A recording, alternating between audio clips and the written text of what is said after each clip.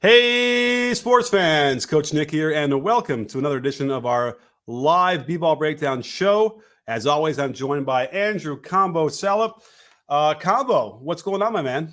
Everything's good. It's always great talking basketball with you. Can't wait to get this done, Coach Nick. What's up? What's up, Devin Posey in the comments? Good to see everybody up here streaming in. We'll have a good let's have a good conversation about. I think the Eastern Conference was kind of like what I thought we would focus on, but hey, you never know where we're going to go from and what direction we're going to take in this podcast and this live show. As always, if you want to join the show and chop it up with us directly and ask questions, then you can click on the link. It's in the description. I'll probably throw it over into the comments as well once or twice so you can see it there. But either way, I'm fired up. I'm ready to go. I had a little vacation this past weekend. I'm good. I'm ready to talk. How about you, Combo? What's been happening this week with you? Everything's good. Watching basketball, baby combo as usual. Focused on Combos Court podcast. All is well, Coach Nick. All is well, and I'm glad you got a good vacation and happy anniversary to you. Thank you. I appreciate it. It's been it's crazy. It's crazy. Time flies, and you'll probably say the same thing with baby combo. So yeah, I got it. Pictures. Enjoy every moment, right? A lot of video, a lot of pictures, and organize that stuff. All right, make sure you know how to find all of it later. So that's the big thing. Travis McClung out there. I don't think it's the Travis McClung, but you never know. He wants to know what the meaning of life is. Oh, by the way, if you also want to ask a question for us, and the best way to do that is to do a super chat and get our attention. But the meaning of life, I have a political podcast. And it's kind of like a nice community over there, and we're discussing everything that's going on with Ukraine right now, which basically forces us to sort of be in this, what is life about, and what are we here for, and is it upsetting or not?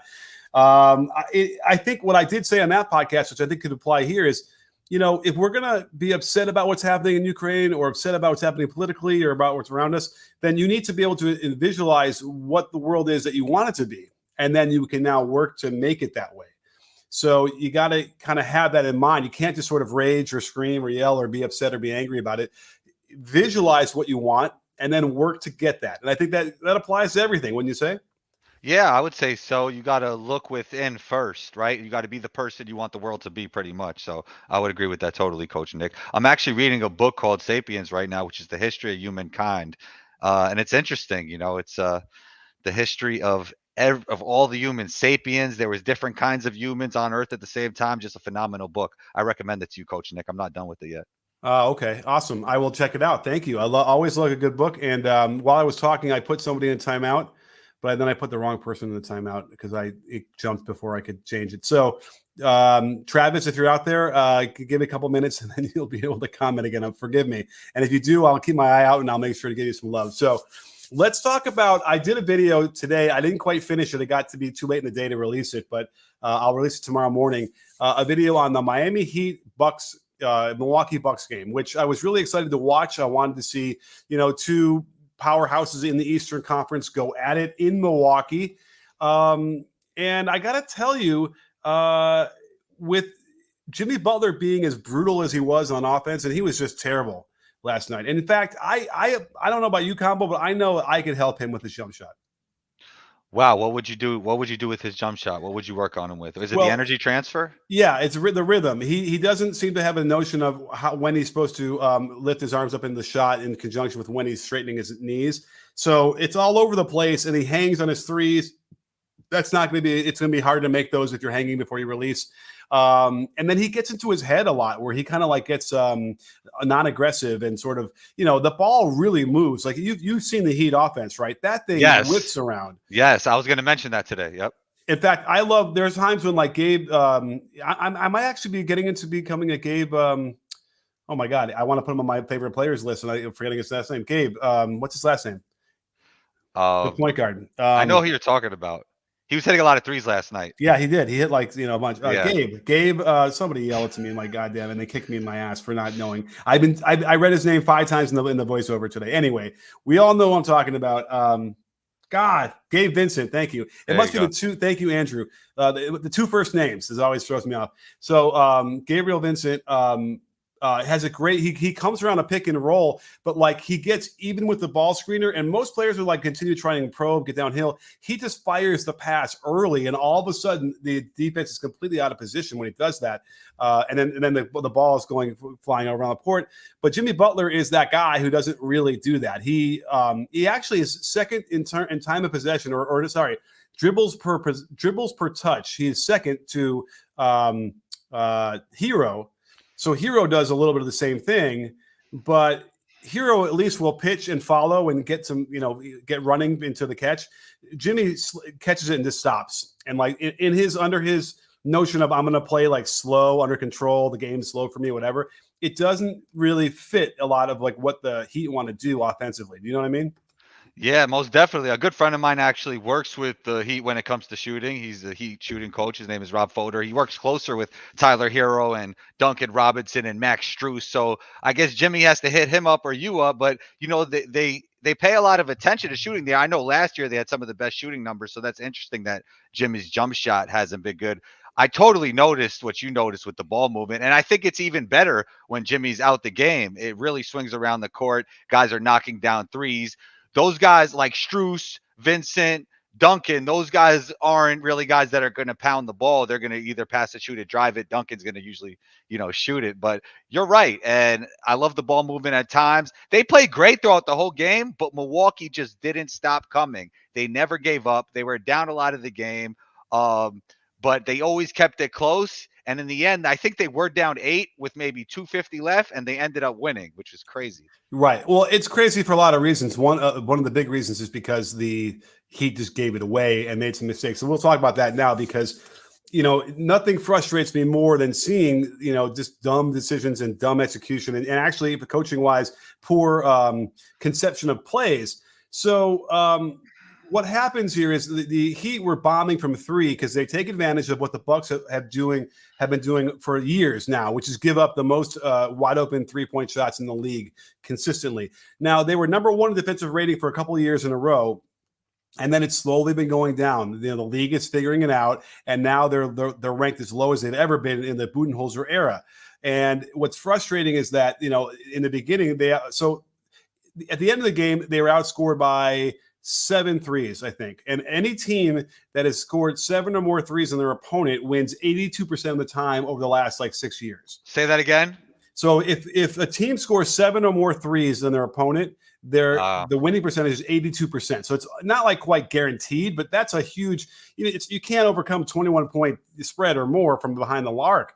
Right. And so that's what happened last night. But the way to overcome that is, yes, let the team that's making all those threes fall apart. So Tyler Hero had a turnover at half court with about 2.5 minutes to go under a little bit of pressure. And here's an interesting thing I make a point of is that the Bucks hadn't fouled much, so the Heat were not in the penalty. And as it got down to being down 4 points with 2 possessions with under a minute to go, all of a sudden the Bucks were going to need to foul a lot because they didn't have any fouls, so they can put them on the line and stop the clock. So in that respect, let's say it's PJ. No, it's who was pressuring him? Wes Matthews could be really aggressive and reach in and push and see. If he gets called for a foul, great, they need more fouls, and if not, hey, they get a steal. So that was a big one there. And then obviously the biggest thing we can talk about is the final out of bounds play that they ran, which was here. Let me ask you this, Combo. What I don't like is when a team will put everybody, or they put 3 players in the front court and only have 2 players back, or 2 players in the front court and only 2 players back, to spread the defense out. My problem with that is that it only gives you, 2 at most, 2 receivers, maybe. What do you think about that? Yeah, I would agree with you there. I think you need more options, but also you guys, I think they need to set screens, move around without the basketball more, have a plan, right? When it comes there's a bunch of different press breakers you could do. It's interesting because I feel like the NBA teams don't put enough emphasis on maybe press breaking because it's not something they have to deal with throughout the whole game. Right. Like maybe in college. I agree. But so Spoelstra draws this play up where he puts 2 guys in the backcourt and then and the out of bounds player, and then 2 guys in the front court, all the way, not to be receivers. So it's all they did was have Butler screen for Hero, and they just switch it and they can deny. And now you can't get the ball, and they barely call timeout before the 5-second call. So then you think, okay, let's run a more traditional something where they can have more options. No, they make it worse. They have 3 players in front of the ball in the backcourt, 1 all the way down, but then they streak the guys out of there. Now, except for Jimmy. So the problem with that is that it allows Giannis to then roam because off of his man who's streaking down to go to the lob to Jimmy in the backcourt because he knows he's got 3 teammates zoning up, in the front court 50 feet away from the ball. So he can afford to do that and maybe then, trail. And as a result, the ball was up, and I don't think he fouled him. Okay. There's a little bit of contact in the air with Giannis's left or maybe his right knee underneath Jimmy Butler's right leg, a little bit there, a little bump there. But then Butler lands, falls to the ground, and then they wrap him up for a jump ball. You would have thought that Jimmy Butler would have been nice for him if he had a teammate to pass to. But guess what? All the teammates were on the other side of the floor. The inbounder, maybe could have sprinted somehow over there if he had known what was going on, but he was about 30 feet away. So that's the other perils of having designing a play like that. I can't believe he did it twice in a row. And, you saw what happened at the jump ball, right?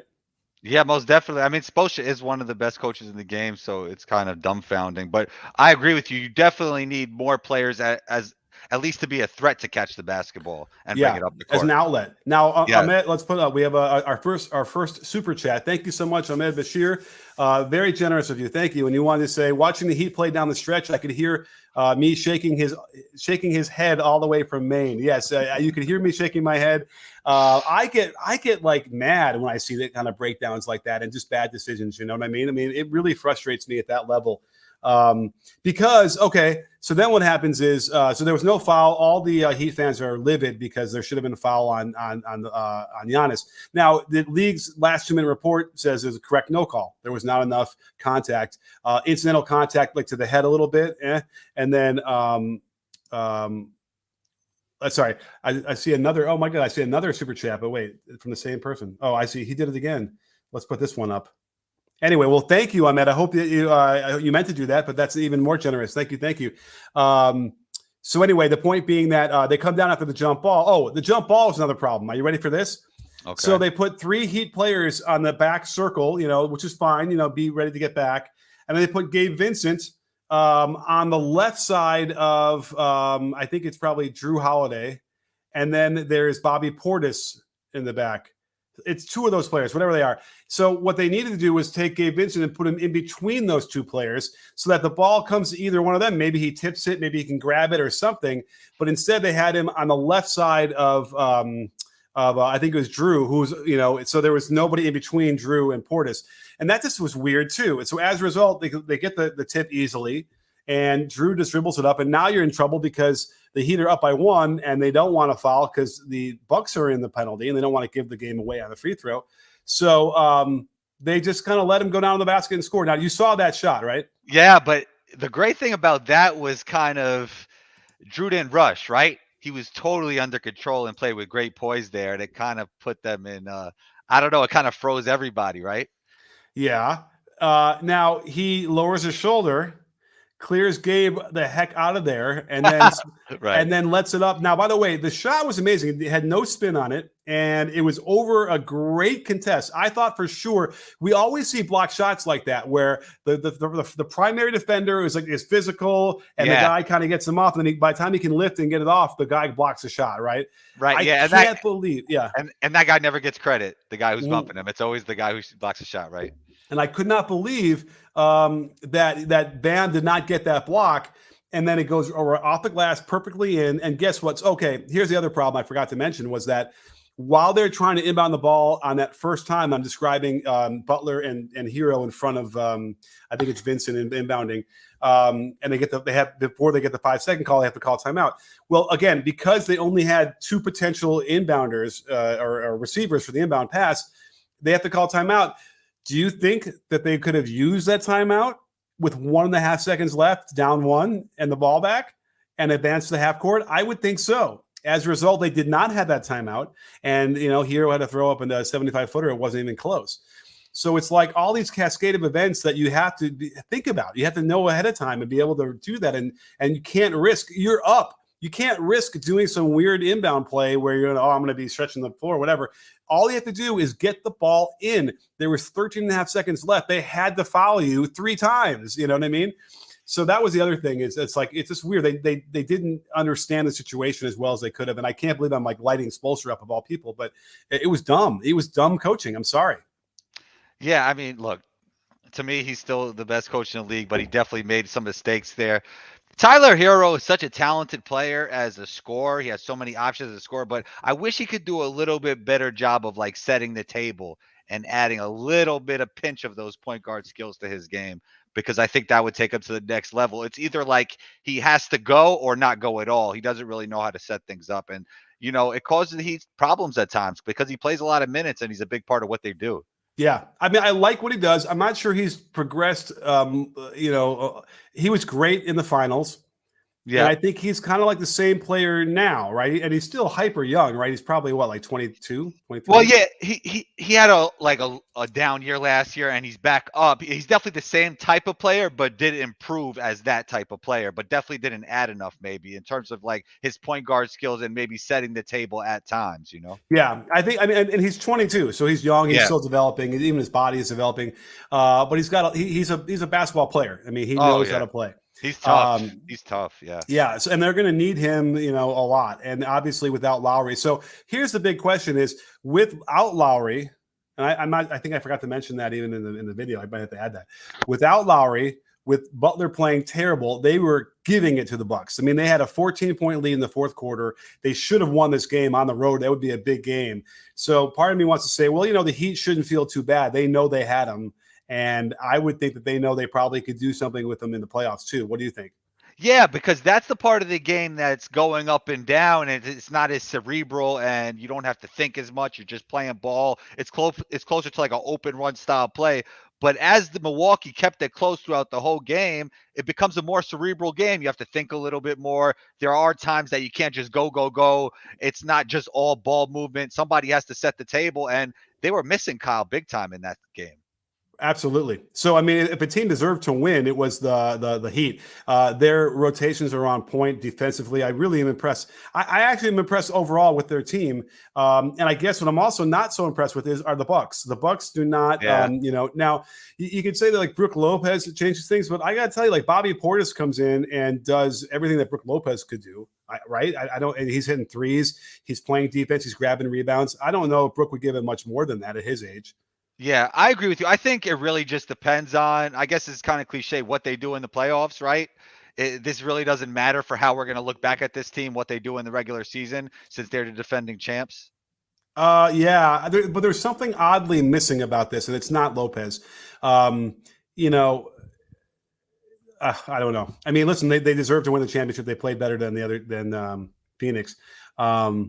But I don't know. It's normally a lot, or not normally, but a lot of times after a team like the Bucks would win a title, they kind of like the next year come into their own and like they really dominate and they really understand the team and the game and they can rise up. This team has not done that at all. And listen, the defensive issues that they had all these years bothered the crap out of me to no end.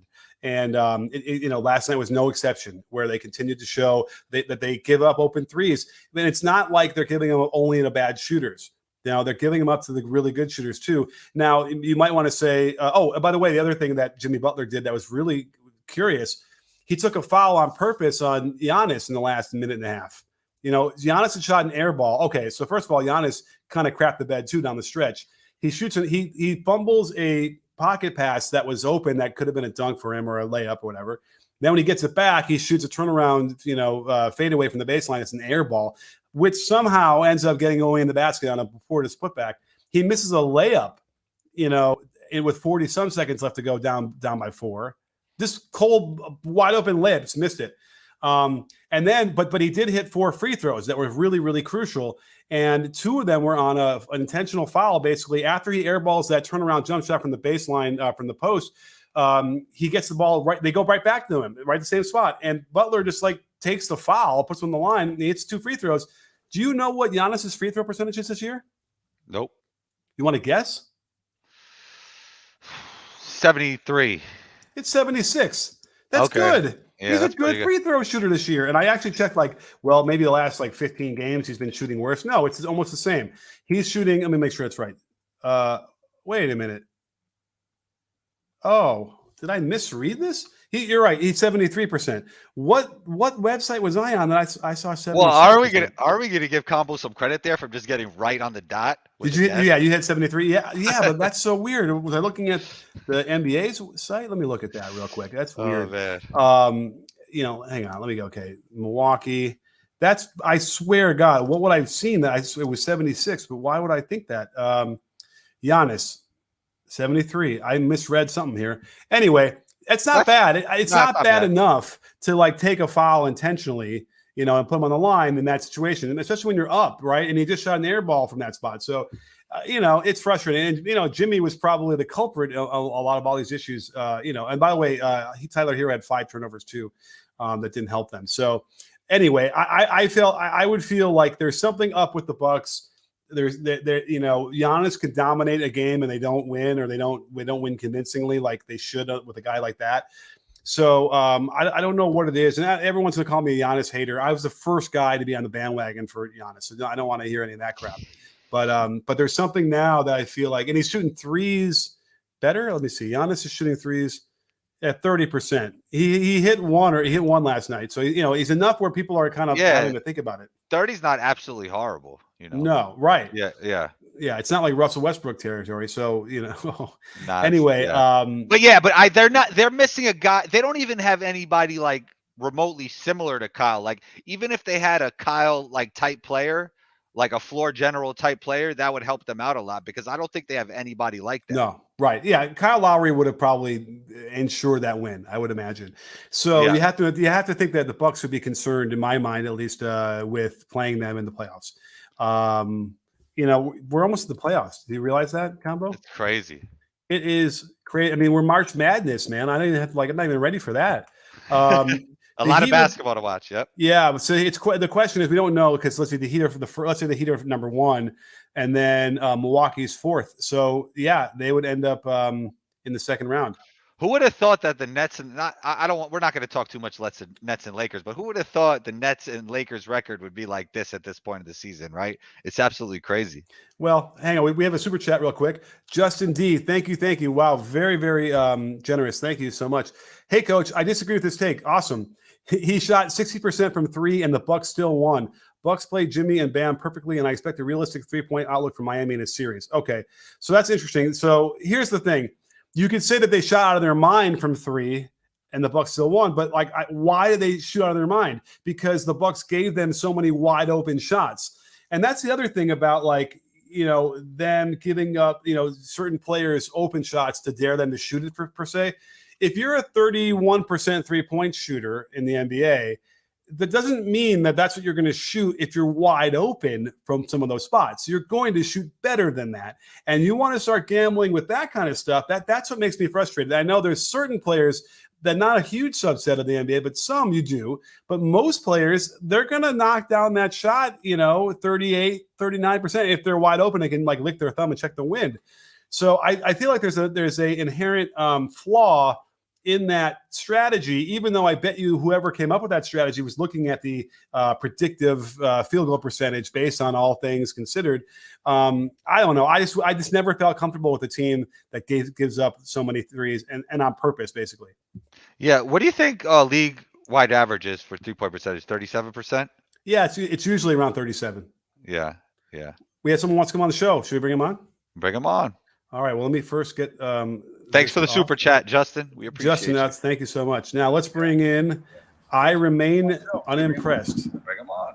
All right. Well, let me first get a little Oh no, sorry. I thought there was a line or something. I didn't expect to come on so fast. Oh, well, no line yet. You're the first one. Welcome. I just wanted to ask about Chicago, man. I know a lot of people are excited about them, and a lot of people have doubts about them. I sit with the doubts. How do you see it going for us this year and going into the offseason next year to kind of build for a real contending spot?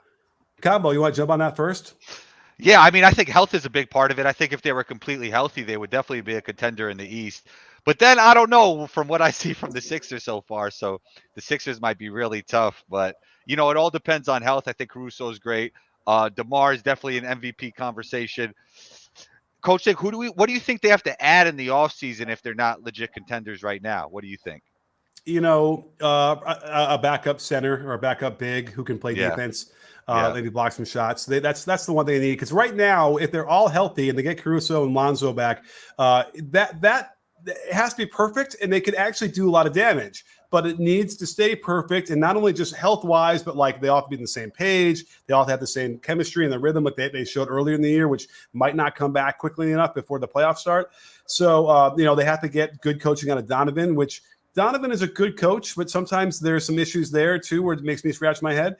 So all those things there's like a one way that could get them, into the Eastern Conference Finals, and they might be able to hit that, but it would take a lot of different things all lining up very perfectly. So again, like the Thad Young was probably the guy they could really use right now. That kind of guy who could do a little damage, on the offensive side, who's big, who can grab some rebounds, play a little defense, that kind of thing. That's what they're missing.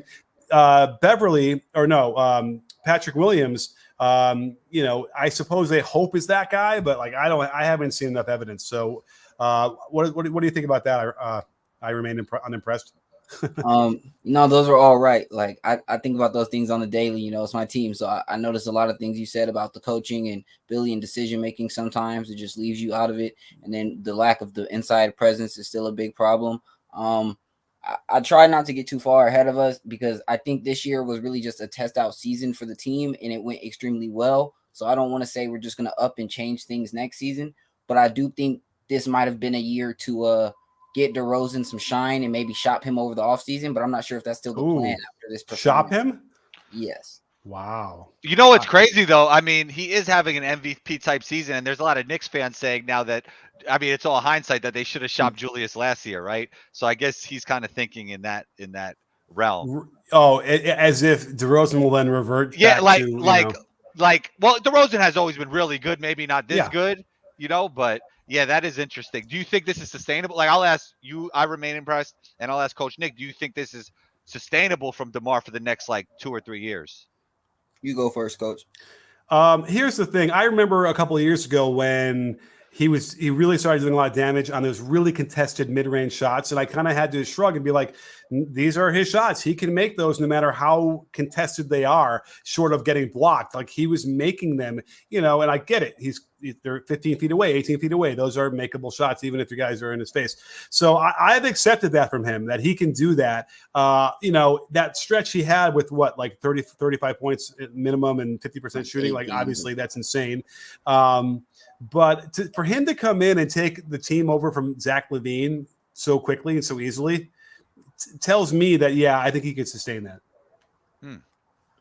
Yeah, I agree. I think he might be able to sustain it, but I would definitely be worried that all I get from him is what I get from him. Like, that's not bad in so to speak, but it just I need more leadership from you that sometimes I don't see on the team. Like, we start losing and then the heart disappears and no one wants to play, or when it's time to make decisions as the lead star on the court, I don't see it sometimes. So I like the scoring, he can score. We're going to respect his scoring skills, but it's a lot of other things that I think for a team that maybe should be putting some things in place, he holds a lot in place that we can't really move.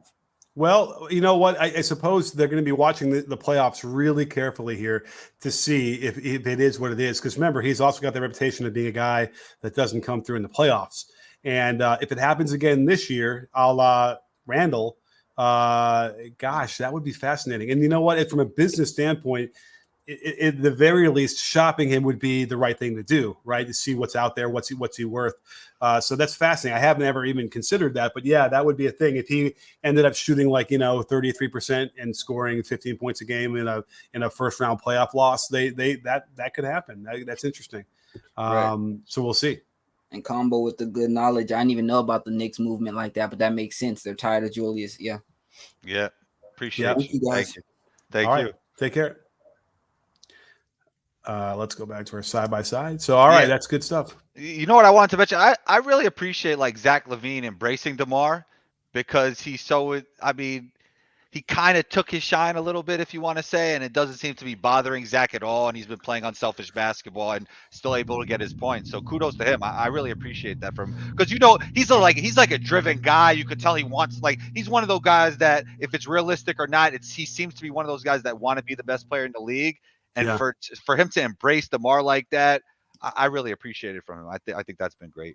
Oh yeah, no. Again, I remember I was watching them just do some runs before the season started with all those guys, and Tatum's out there, Beal, they're all out there, and LaVine was the guy in my mind. Yeah. He was the guy that, like, they all, that he, the pecking order, he was the top. And yes, he's been able to do that. And, I'm looking at the numbers and what he suffered. 3 points a game is, not insignificant to have to give up. And then he's not shooting as well as he did last year, which was also out of his mind. But again, the team is winning infinitely more games, and that's, as far as what we know from him, that's really the most important thing. So I'm anxious to see. I was high on the Bulls before the season started.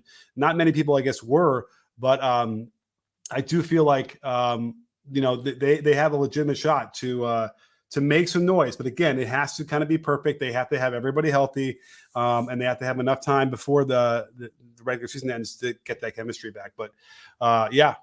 What I noticed is that around the league and just media around the NBA thought that they paid too much for DeMar, but the Bulls base was really excited about having DeMar, and they were just thinking, which it turned out to be the case, that we don't really care how much money we paid.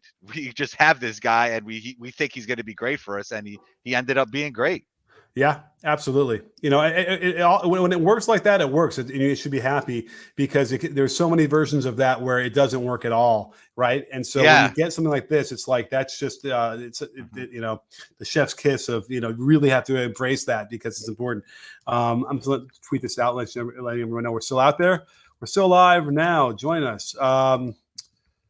So what else should we talk about? I mean, we're kind of hitting the midway here of the show. And what are you thinking about these 76ers, Coach Nick? I mean, yes, man, talk about effortless buckets. Like, you need to get effortless buckets in the NBA, and the 76ers are doing just that with the addition of James Harden. I mean, I did the breakdown of his debut, and it was like everything that I thought. I mean, I had mentioned in one of those videos before that, like, he will, all tides rise, or all ships rise, the tide goes high, whatever that expression is. And there's no question, like I didn't know if I had Tyrese Maxey jumping up much better from being alongside Harden, but that looks to me like a real thing now, where Maxey will be able to eat as a secondary ball handler. So if they don't get the first action on a pick and roll, let's say with Harden and Embiid, they could swing it or skip it, and all of a sudden he's got an open side of the floor to go to work with a shifted defense in front of him. That's really good stuff for him, without question. Most definitely, he's been looking great. Embiid, man, he's just getting some easy buckets. I guess Tobias probably has to figure it out a little bit. But one thing I will say, James Harden knows how to get in shape real quick. It's not possible, is it, that he, like, within a week got into shape? Maybe. He did. I mean, even like at shoot-arounds and when he's with media, even on the court, he looks quicker on defense. He just looks like he's in way better shape than he was with the Nets, in my opinion. I agree. And there's energy on defense. And all the naysayers want to say it's the honeymoon period where, oh, just wait, he'll go back to his terrible defense and logging around. But I think he's happy. I think they're happy. They're winning. Tobias, I thought, was going to be the guy that also would really benefit. And I'm looking at the numbers the last several games. And I mean, it's hard. We need to see some more data. But I do think that he'll definitely benefit from playing alongside Harden. A, for having Harden setting him up, but B, just to knock him down one more peg in the offensive hierarchy. That I don't think he needs to be. He should be number 2. If he's number 3, now he's a lot better than he would have been. So, well, we have another guest who wants to come on. Let's go. Let's bring it on, Baroon. Let's do it this way. Baroon, how are you, my man? Good, Coach. Hi, Coach. Hi, Combo. Hey. Good to be on the show. Regular watcher. Great content. Great stuff. Thank you.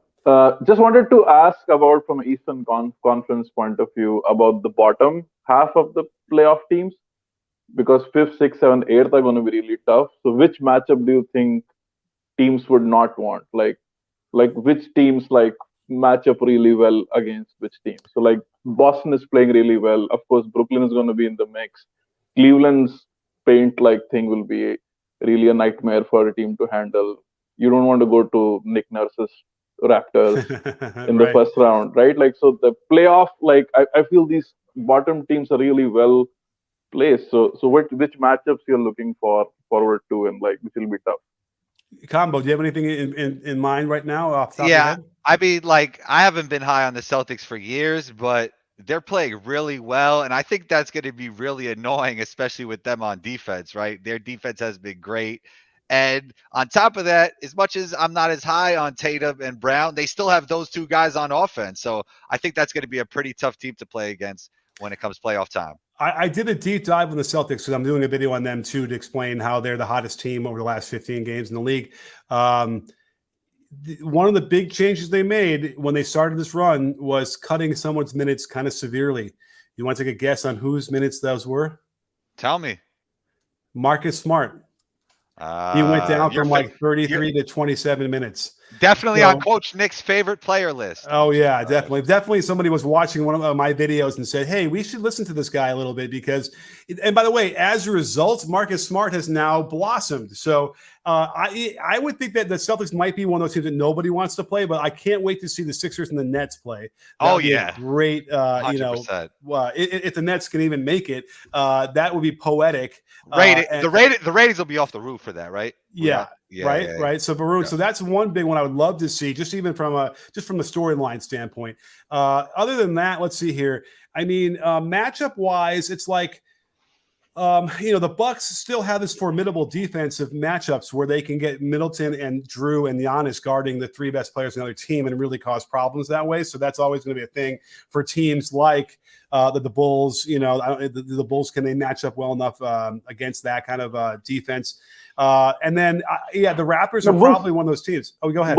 Bulls probably won't play Bucks in the first round. I'm really fascinated about how good the first round will be this year in Eastern Conference. Like that, I'm like really West. I'm not so excited about the first round. Like second round onwards, it'll be like something to kind of tune into. But like the first round matchups are going to be really good this year. Yeah, and by the way, if the Bucks and the Cavaliers would have to play the 4-5 in the first round, I mean, I don't know. I mean, the Cavaliers don't have enough experience, I don't think, at key positions in the playoffs. But that might be their downfall. But they might give the Bucks a run for their money if that's the first round matchup. Which matchup, Coach Nick? If the Cleveland gets to play the Bucks, if the Cavaliers-Bucks play in the first round. Wow, so you like Cleveland there? I think Cleveland could really, really. I mean, again, something's off with the Bucks. I don't like the way they're playing. The coach is not feeling Bucks today somehow. Hey, but just, you know what? I think even though those guys are great on defense, I think Giannis would destroy those guys. Evan Mobley. I don't think though, even though they're great on defense, I don't think that's the best guys to throw on a Giannis, in my opinion. Right. I mean, Jared Allen, I feel like in my mind's eye, I can picture them throwing him on Giannis and giving him a lot of space. That's not terrible. But then again, what would really be a problem if he starts to hit those threes and any kind of jumpers from the outside? Then Jared Allen's going to have to kind of come out and that's over. But it kind of reminds me of way back in the day when Dennis Johnson played for the Celtics and alongside Larry Bird and all those guys. They would leave Dennis Johnson open, and if he hit the open jumpers, the Celtics would win. And if they didn't, then they lose. It was almost like that was the difference in those games against the Lakers in the finals back in the day. And I think it's almost the same thing here, where if they could get away with Jared Allen guarding Giannis and giving him 10 feet of space, then and Giannis is not going to punish them from the outside, then I could see the Cavs really giving him problems. Wow, yeah, that'd be an interesting matchup. It'd be like, do you think the Cavs have a legitimate chance to win the East? No. The Cavs? Yeah. No, there's like maybe 20 games left. They're 4.5 games out. That's a tough, even though it doesn't sound like much, it's 4.5, but that's in 20 games, I don't know if you can make up 4.5 games against the top team in the East. I think Garland has an injury right now, right? Oh, did I miss that? Yeah, he has a back injury. He's on my fantasy team, so that's why I know. So he's been struggling with that back thing for last few weeks. Like he's on and off court. Okay. Yeah, so that's a problem too. But it's not something major. It seems like it keeps flaring up. But yeah. Okay. Well, then we'll have to see. But again, they don't really have enough experience, so it doesn't really. I mean, I kind of it's a kind of a hot take. In fact, I have this new soundboard. I'm going to play you my here. Here's my hot take sound. I think. I don't know if you hear that. I can't hear that. No? I was able to hear it. You couldn't hear it? Did you hear that combo? I can hear it. Yeah, I can hear it. All right. Anyway, it's the alarm button. Although I have to do. You know what? If I plug this in here and do this, maybe I can do it. Here, let me do that again. Here we go. Let's have some fun on the live show. All right, here's the air horn. Oh, jeez. That's too loud. There we go. That's my hot take sound. Very excited about all these fun things. That's like what the DJ does when to get the song hyped, He yeah, plays right. Yeah. All right, now I gotta go back to my other thing. What anyway, cassette tape, Coach Nick? That sounded like a cassette tape, like you put a little cassette tape in and closed it. Whatever. Oh no, that was me plugging back my earphones into my little quarter-inch jack. But anyway, Varun, I hope that covered all your questions. Yeah, it was fun talking to you, Coach. Thanks so much. Anytime. Bye. All right, we have a friend of the breakdown with a super chat. Thank you, BB Coach JW33. As always, he's always there with us. Of the Cavs, Sixers, Heat, Bucks, and Bulls, which one loses in the first round and why? Okay. What do you think, Combo? Out of these teams, I would have to say the Cavs because of their lack of experience in the playoffs. Yeah, I would go with that. They're going to be one of the only teams that's going to have a not home court advantage. The Sixers, Heat, Bucks, and Bulls should. Mm-hmm. Yep. So that's the other big one. So so I think because of the home court advantage, those guys will probably win, and the higher seed. And the Cavs will probably be the fifth. We'll have to play in the road. But again, that's my one. Where's my hot take? Here. If the Sixers are healthy, I don't see them losing in the first round. Oh, unless it's the Nets. Right? They could still get the Nets, right? As you were talking about. Yeah. But if the healthy Nets team gets, third or sixth in the conference because of the play-in? So I guess it could be any of these teams if they play the Nets, right? Oh yeah, that's actually a fantastic point. You're right, because the Nets could be anybody if they're healthy, and they're going to rescind the vaccine mandate. I think. I mean, they weren't quite on the way there, but they started the process of changing the laws. You're in New York, Yes, sir. Well, they're saying now that Kyrie could be in the building, but he can't play yet, from what I understand. Right. It's weird. You don't need the vaccine to go in to watch them, but as a performer, you need to have it. I think, which is that's silly at that point. They're going to change that. They need to change it. Anyway, we have Chris who wants to come on the show. Let's bring him in here. What's up, Chris? Hey guys, what's going on? Chris, what's up, man? What do you want to talk up about? I have a few questions, so I want to try to get through them quick. The Sixers, Tobias Harris, who I don't think he's long for Philadelphia. I think they've been trying to move him even before the Harden deal. So this offseason, who do you think, if they can move that contract, who would be the best for that team in that spot? I like Tobias Harris. I like the way he fits on good teams like that. But all right, but we know you're right. They've been trying to shop him. They were trying to package him and Simmons together.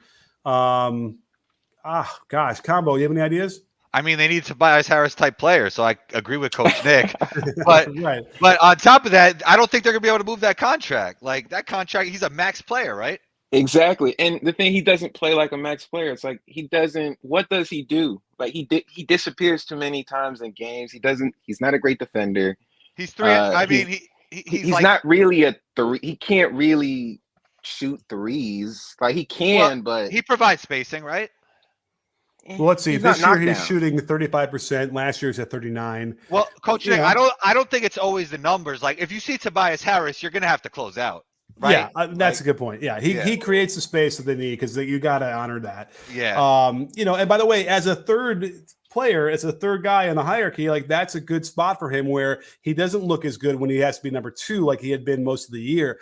So I think they're going to look at this and see how he fits in now. And I predict over the next 20 games, you're going to see the guy that they're going to want to keep and not shop. Chris, let me ask you this, Coach. Let me ask you this, Chris. Would you rather have him or Robert Covington? How much am I paying Robert Covington? The same. Oh, that's not even fair. Robert, I'm trying to get you paid out there, Robert, wherever you are. Come on. Wow. But the thing is, Coach, you said that paying you can't pay Tobias Harris $30 million to be a second option, and he's giving you what he's giving you. That doesn't really make any sense. Yeah. No, so, yeah. Right. But even when he was second option during I hear you. before Harden, was he even putting up 18 a game? It's like $30 million. I could get someone for 15. It's not 30 million, Chris. How much is it? 28 something? Or is it more? It's more. It's 35, right? Or 36. 36. And then next year it's 38.4, and then the year after that it's 40.9. And the thing is, they chose him over Jimmy Butler, right? Shouts to Tobias. No. Shouts to Tobias's agent. Agent. Wow. And again, but Robert Covington is another interesting example of a guy, who you want, but you want to pay him less than half of that. Even less than that. Yeah. And he's already done the Sixers thing. I don't know. They want to, I guess it's a different regime. But yeah, like, I mean, would you want a better defender in that situation? Yeah, like better 3-and-D guy, probably. Like, imagine like a guy like Cam Johnson on the Sixers. Yeah. You know who would be the perfect guy, but it's unrealistic. Obviously, Mikal Bridges. Yeah, they drafted him.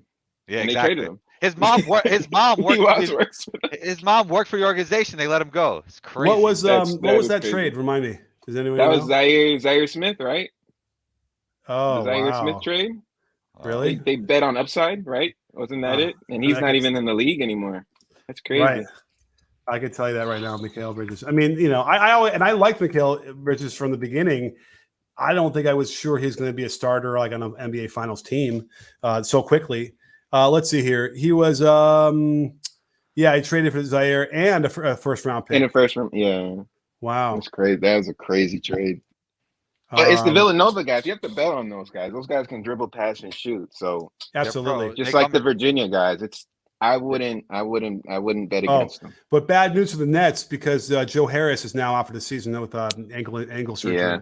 Yeah, that wasn't looking good. He would have, again, to have him out there. Imagine that lineup if they had Harris. I mean, it's kind of small and weird, but you have KD, Harris, Curry, Mills. And it's too small. Teams, there's mismatches all over the place. In the middle of the second quarter, you get away with it, right? But KD was the center, and there's somebody else they have who's a little bit longer, right? Who could be the 4, right? Who am I forgetting? I don't know. Anybody? Kessler Edwards, maybe. Yeah, but he doesn't shoot it anyway. But I would like to see, although at the very least, to have Harris and Curry and Mills out there at the same time. That'd be amazing. And KD, that's 4 elite of the elite shooters in the league all at once. That'd be crazy. Anyway, what other questions do you have, Chris? Quick, you kind of already went over this on one of your videos about Steph, but like the Warriors, is it just Draymond missing that's the issue, or is it like? Did you see how they're trying to manufacture a Jordan Poole scandal now? What? No, I didn't. What's the issue with that? They asked him about his role at the, and how he's supposed to, handle it because he's coming off the bench. And I think they started Moses Moody instead of him in a game or two because they want to see how he's doing. That's true. And he had these very short, curt answers, which led everyone to believe that he's like not happy or whatever. But he hasn't been playing well lately.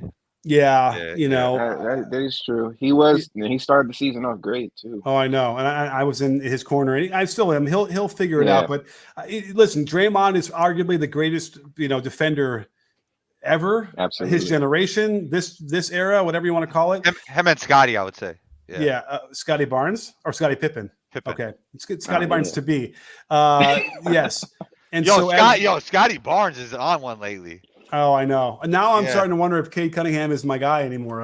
No, Cade is still the guy. Cade is still the guy. Yeah. Anyway, I mean, and it's so funny because we keep talking about this, and it's with you mentioned for a second on the Cavs, Evan Mobley. Like, listen, defense is important, but if you're so much more polished on offense, it's that much more valuable. I don't care. And I'm a coach, and I like defense, but I'm telling you, at that level, when you're like, so far ahead offensively, then that's the guy you want. But at any rate, to get back to Warriors. Oh, Warriors and stuff. Draymond, yeah. So Draymond, yeah, I mean, listen, their defense has been terrible. I have to check really recently, but I think it's really dropped. So they absolutely need him for that. And then plus they need him for the movement on offense and everything like that. So as the Bulls need that kind of perfect road with everybody healthy and everybody intact and everybody on the same page, the Warriors have a little bit more leeway because they do have probably more talent all the way down the bottom. But there is this notion of, it's kind of got to be personnel-wise pretty perfect, and certainly with Draymond is a key. What do you think, Combo? Is that crazy? Nah, that sounds about right. I mean, there's some real stuff going on with his back. He seems to say he's okay.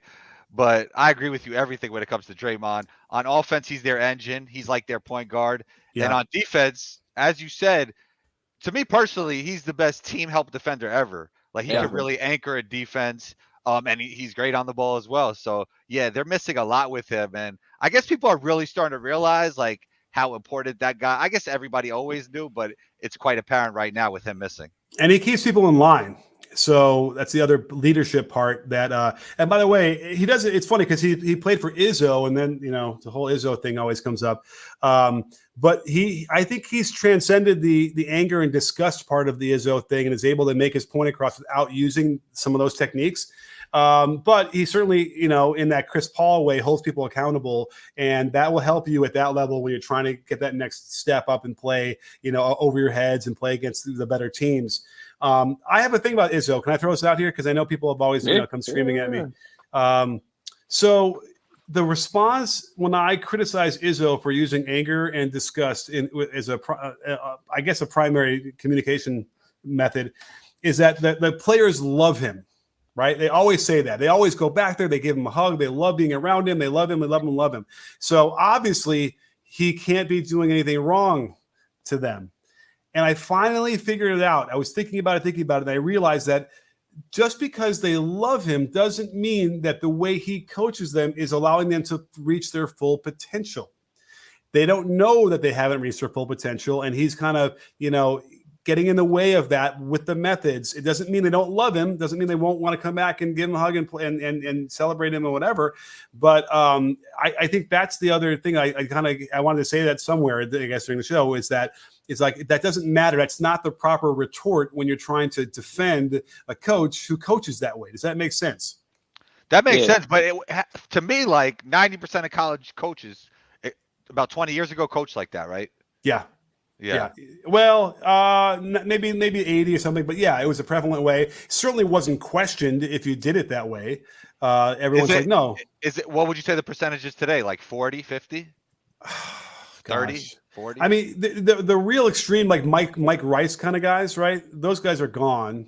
Right. What about like that Frank Martin guy? Yeah, I was about to ask you about him. Chris, you read my mind. I was thinking, and Frank Martin's exactly the same way. Exactly. Right. And all the players love him because he rebuilds the relationship after he destroys it bit by bit.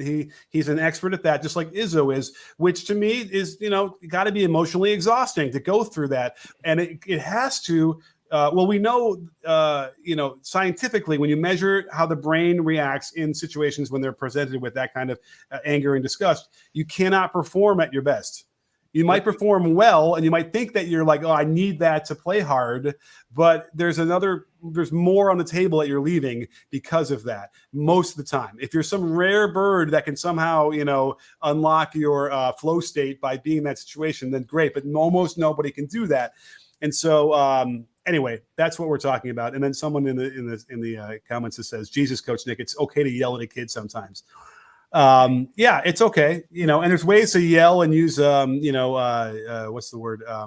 Passion, when you want to coach without it being anger and without it being disgust. I mean, that's really the key here, and certainly without having to lunge at a player like you're going to take a swing at him. We didn't talk about. Did we talk about Juwan Howard? No, we didn't. Oh no. Should we drop some bombs there? Because I got some thoughts. Travis Knight's waiting to come on. You know what? We could probably bring him on here too. Travis, are you there? Yeah, I'm here. How's it going? Hey, the more the merrier. We never had 4 people on at the same time, but let's do it. Do you mind, Travis? I'm going to hijack this. Chris, I guess you're on board in combo. Yeah. We didn't talk about, I'm sure, have we all seen the footage of the Michigan, Wisconsin? Now, I think we need full disclosure. I went to Wisconsin.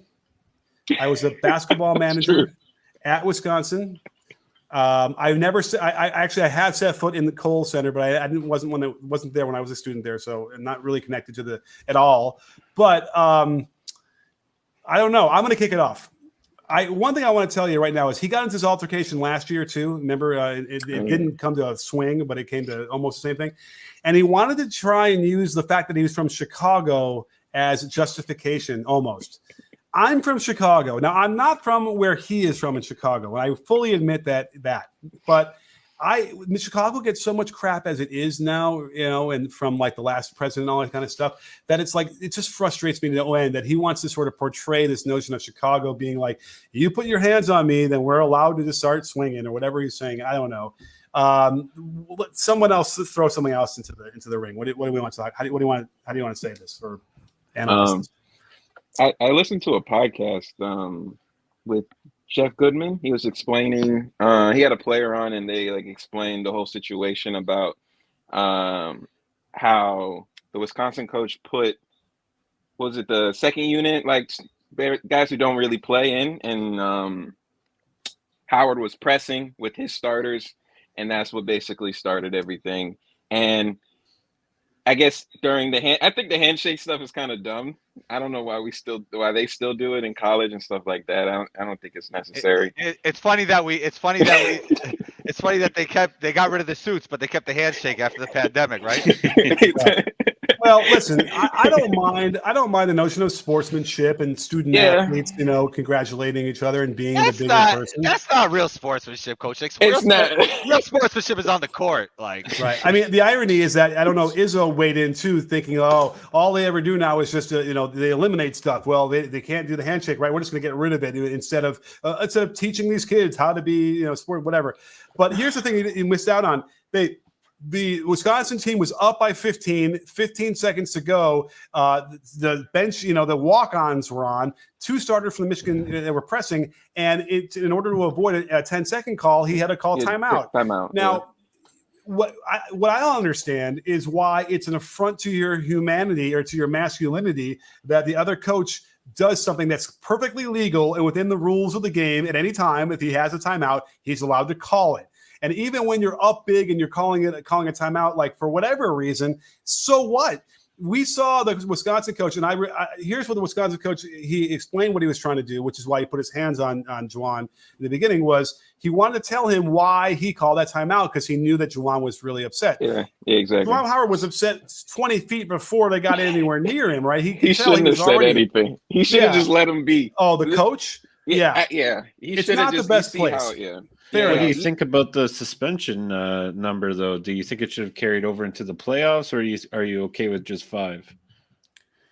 Well, you really want my honest answer? Yeah, I do. I mean, this is the second or maybe third incident. He probably should have been let go, honestly. Wow. I think he's won too much, though. Right. Didn't he go to a Final Four, right? He's been to a Final Four. Has he? Well, he's been there for what, 3? This is his third year? Combo, aren't you the college guy? I think it could be 4 or 5. Yeah, and also on top of that, they had the best recruiting class in the country. That helps too. Coming in, right? They get pretty far. They've been doing well in him. I didn't never see them firing him. Really? I mean, people were kind of thinking that it could be, but so I said at the very least, he can't coach the rest of this year. And they really half-assed that one, right? Because they just the end of the regular season, and then he's back. Yeah, it was like it ended up perfect for them. But they're not playing great right now, right? Michigan. No, they're not playing. They didn't play great this whole season. So my theory was, watch, he sits out these 5 games, they go on a tear, right? The assistant coach is coaching them up, he's positive, whatever. And then they're like, well, damn, we got the recruiting class, they're already committed. We have this assistant taking over. Who knows if that might happen? Look how much better they're playing. But I hear you. It's a business. It's stupid to question whether he get fired. But that was certainly what, if I were on the board and I was voting, I probably would have said, and I probably would have known I would be outnumbered, but just as a principled vote, I probably would say, I would say. If it was a closed fist, if it was actually a real punch, he probably would have been fired. But it was an open palm. It's funny because like to the police, there's no difference, right? For assault or whatever. Here's the thing: he put his hands on him, and that's what he keeps saying is why he did what he did, I guess. But like if you count the seconds, he puts his hands on him, he gets his hands off, and like 10 seconds go by. And then he whacks the assistant coach. He's like in the middle of everything. I think what happened was he felt that the assistant coach did something to one of his players. Okay. Yeah, that too. It was a little scrum. Yeah. Okay. Is it a crazy take? Wait. Is it a crazy take to say that like that assistant coach was just like holding everybody back and trying to like keep everybody? Is that was what it looked like to me? Yeah. So why did he target him? Who knows what was said? Like it's a whole bunch of people and stuff talking and close, and it was a nasty situation. But it was pretty funny watching. Yeah, that was crazy. The players were throwing some haymakers, right? No, number 14 actually threw punches, and I haven't heard if he got suspended. He did. He actually threw punches for the Michigan, right? Yeah. Two players in Michigan were throwing hands like it was like a boxing match, and maybe one of the Wisconsin guys. So two Michigan players got at least maybe one game or 2 games, and then Wisconsin guy got like 1 game. I gotta tell you, if that player on his own threw that many combos, no offense, combo, then he'd be right. He'd be off the team, right? Like. They must have said, well, because the coach started the whole thing, and we're going to be nice to the players, because that would have been tragic too. Anyway, it's embarrassing. You should be able to get through your entire career as a head coach in Division I basketball without having a melee in front of your bench during the handshake line, and it's happened twice to this guy. What the hell? So Travis, come on, say something to us. No, I do have to interrupt the conversation with college and bring in our Raptors here. We haven't talked Raptors in the Eastern Conference, right? They've got experience. They've won a title 2 years ago, right? Mm-hmm. Pascal Siakam's having a great year. He's post ASB. He's 21-8-5. Do you think the Raptors could even make a run here in the playoffs? Like they're probably going to be playing in the play-in, but maybe they upset a team in the first round. Who knows? Travis, this is all I'm going to say. Maybe I don't talk Raptors all the time, but I talk Scotty Barnes the whole pre-draft. I was telling everybody. I told Houston to draft Scotty Barnes at 2. By the way, in the last 15 games, the Raptors are 11-4. And like the tie for like the 3rd hottest team in that span. So they're putting things together without question. And by the way, Travis, where are you calling from? I'm from Winnipeg, Manitoba, Canada. All right, I love your accent. I mean, maybe I have the accent, but I love that, you hoser. And so there's no question. I did that video. I don't know if you saw on that crazy play that he ran. That's a wild play. I don't think I've ever seen anything like that before. No, setup like an NFL play. Yeah, and I don't know how happy they were at me sharing it. They kind of want to keep it secret. So I'm like, well, I wasn't the only guy sharing that one on social media. Other people saw it too, but yeah, no, they came up with that, I believe, on their own, and as like a football, take a stick and draw in the sand a little play, but it makes sense because remember the key to great offense is to be able to have a player run 15 feet into a catch, sprinting quickly and then being able to attack. And that's sort of what they got going, right, with all those screens across the top. But yeah, there's no question that you don't want to face Nick Nurse in the playoffs. He will adjust his ass off. He'll do boxing 1, 2, 3, 1, 3, 1, any kind of zone.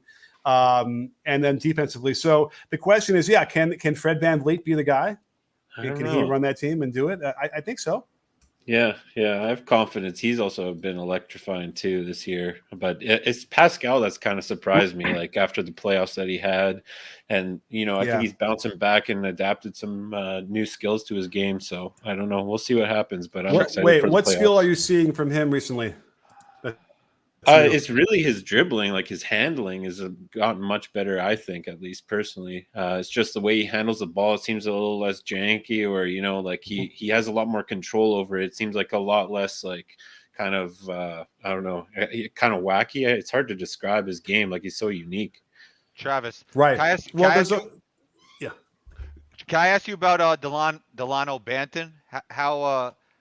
What do you think his ceiling is? To be quite honest, I don't even know Delano Banton that much. I can't really say, to be honest. Combo, stop putting our guests on the spot like that. Jeez. Hey, he plays well when he plays there, though. I've seen him play well there. Yeah, Well, he's not bad. But I don't know what's he going to add to the playoff run. He's like, you're talking about this playoff. I'm talking about the future. He's young, man. Yeah, I know. He's got a future. He's like a 6'11" point guard. Oh, you're just worried about this. Okay, Yeah. you're just worried about. Well, I do have a question about the Raptors offense though. What are their half court numbers? Do you think they'll be able to score enough in the half court? well, that's a good question. Let's look real quick. That's their weakness for sure. Yeah. I mean, their offensive rating right now is they're 14th. It's the top half. And obviously in the playoffs, when you start getting into out of bounds plays and you're really focusing on those to squeeze out extra 3 or 4 points a game, that's another area where they should be doing well. But watch, the Synergy says that they're not good at out of bounds plays. But the only problem is Synergy mixes everything in together, the baseline, sideline, and that kind of stuff. So, but I would say that they haven't. Well, I mean, it's funny because Siakam in my mind is a little bit on a Paul George trajectory. If that's not crazy, and certainly the ball handling reminds me of that. Paul George could not handle the ball at all when he got into the league, really. And it's slowly developed and got it. And like Siakam reminds me a little bit of that too. Once he got it, then like Paul George is a top 10 player in the league, right? Like that he really ascended. I would trade Pascal though. Yeah, they might have missed that. They probably needed to trade him 2 years ago when he was really. I think they're holding on to him. I think they see a future with him. I don't know. Yeah, but he's the future. Isn't he like 30? 27. 27? Yeah. 27? What's the ceiling with him though? Like how can he be? Is he top 20 player? I feel like he's always going to be improving. Like when did he start basketball? I think it was like pretty late compared to most. So I don't know. I feel like he's got a ways to go here about just improving his game. I don't think he's like at his limit here yet. Yeah, I think he's getting really close though, because when you get 27, 28, and you're fifth, sixth year in the league, you're kind of getting locked into where you are. But if there was somebody who I feel like could get a little bit more out of it, it would be him. But the 3-point shot needs to take a significant jump with that. Fell off again. He's down to 33%. He was at under 30 last. Not taking a lot. That's the other thing. But it's like I think that's the next level. He took 6 a game in 1920 and hit 36%. Yeah, that was his year, right? But then hasn't been able to capitalize on that. That's the thing. What year was the Kawhi year? Because he shot well that year, right? That was 2019. Yeah. Was it 1920 or 1819? I think 1920. 1920? No, they won in 19, right? Oh yeah, 1820. 1819. Yeah, so that was when he shot 37%, but he didn't even take 3 a game. So that was it's a different ballgame when you start taking 6, 7 in a game. So anyhow, but I know he works really hard. The question is, will he get the right kind of training? They're good at development. They're good at development with the Raptors. I think that's their whole thing. Like, get these versatile, rangy, wing type players and develop them into shooters. Like, I think that's what they want to do. Like what happened with Boucher? Like he's kind of like Boucher is old. Boucher is older though. He's like 30 already. Yeah. Well, and Malachi Flynn. What's going on with him? With who? With Boucher? No, Malachi Flynn. Oh, I don't know. You have a take on that rotation? Yeah, he plays. He plays. I've seen him playing. Yeah. Yeah. Yeah. Anyhow. He hasn't took a leap or anything, but no, he can provide you assists. Like his spot up jumpers are okay, but he's mainly just a drive to the cup and pass it out. I feel like he'll have like a breakout year eventually, though. I think he'll have that year. Yeah. All right, we'll see. Well, listen, guys, I think we're going to wrap this up because we're already past an hour, and it's going to be dinner time for me, at least on the West Coast. So thank you guys so much. Chris, it was awesome. Travis, thank you for being here. Thanks so much. You guys are welcome anytime to join me and combo and chop it up. Yes, sir. All right. Later, Coach. All right, thanks, Travis. And let's get back to combo. So, combo, that was another great show. Unbelievable. We get better and better every show, Coach Nick. I did want to ask you one thing before you go eat dinner. Yeah. What do you feel about the advanced stats? Like they have these models where you punch them in and they give you who they think the champion's going to be. I think one of them's called Raptor. You ever heard of it? Yeah, sure. Yeah. The Celtics keep winning those. Why do you think that is? Oh, I mean, I wonder if it favors like the last 15 games more than the whatever. But okay. So I told you, I gave you the one little stat, right, about why they're much better. Yeah. But they cut minutes. Now they also cut minutes from Tatum and Brown as well, a little bit, and Horford. Robert Williams' minutes went up. Derek White comes in, and Daniel Tice comes back. So like the nature of the team is kind of radically changed to some degree, and then they're slowly. I think what it's related to is I think it took Ime Udoka a little bit longer to figure out how to play these guys and what the lineup should be. Did I write it down? There's another lineup that came big. Let me look here. They cut Schroeder. And Schroeder disappears. So Schroeder was doing nicely in one of their lineups, but it was all in the second most played lineup they had up until the trade deadline. It was a terrible lineup, and they played it way too much. And Schroeder was a big part of that. So they got rid of that, knowing that once they cut those minutes and cut Smart's minutes, they'd start playing better. Now, before Schroeder left, they were already the run began, right? This long run. So Schroeder was part of it as well, but it certainly seemed to have gotten better by getting rid of him. And there very well could have been I think Schroeder, I don't know how well he got along with the team. Have you heard anything like that? Because it's only my impression that you'd see Schroeder erupt and get mad and be histrionic and stuff. And I wonder if if he was fitting in well in the locker room. Well, the Celtics have had problems with the locker room for a while. Like I remember when they were splitting up the locker room for COVID, then there was some of the players in one locker room and some players in the other. And there was all kinds of things with Marcus Smart as well. And, it seems like Tatum and Brown get along, but it's not like they're the best of friends either. Right. So, there's always been some questionable chemistry there, shall I say. So I would love to see them kind of start to iron this all out and figure it out and get back to where everyone thought they were on their way towards when those rookies had their big coming out party, or Tatum had his big coming out party in the playoffs 10 years ago, whenever that was. It seems like so because that is the thing. That should have been air horns. Like you kind of threw a shot at Tatum there. You know what I mean? Did I? No, I just just a shot of how long it's been, or what is time these days. I mean, listen, I got a lot, man. I got how about this? Wait, where's it? Huh? Can you hear that? I can't hear it, so I don't know. I'm on the that's other a side. Heartbeat. That's like that's like clutch time. Yeah. Oh, it gets better here. How about that? And then the best one. All right, man. This is great. Thank you so much for indulging me on the sound effects. I got to hook it up where I can put my headphones in and hear you and the sound effects at the same time. I'm going to figure that out next. But anyway, great stuff, Combo, as always. Thank you for everybody out there. All right, Michael says Jason Tatum was drafted with Lonzo. What are we talking about? I know. It just seems like it was 10 years ago. It was probably 5, right, or 4. What is time in the time of that we live in? But again, awesome stuff. Thank you for being here, Combo. What do you want to shout? Anything before we go? Combo's Court Podcast, rate, review, subscribe, and don't forget to subscribe to the B-Ball Breakdown YouTube channel as well. Absolutely. Well, thanks again for that. And you're my hype man, my PR guy. And don't forget, sports fans, at B-Ball Breakdown, we're not a channel, we're a conversation. You in? Are you in, Combo? I waited, and I'm in.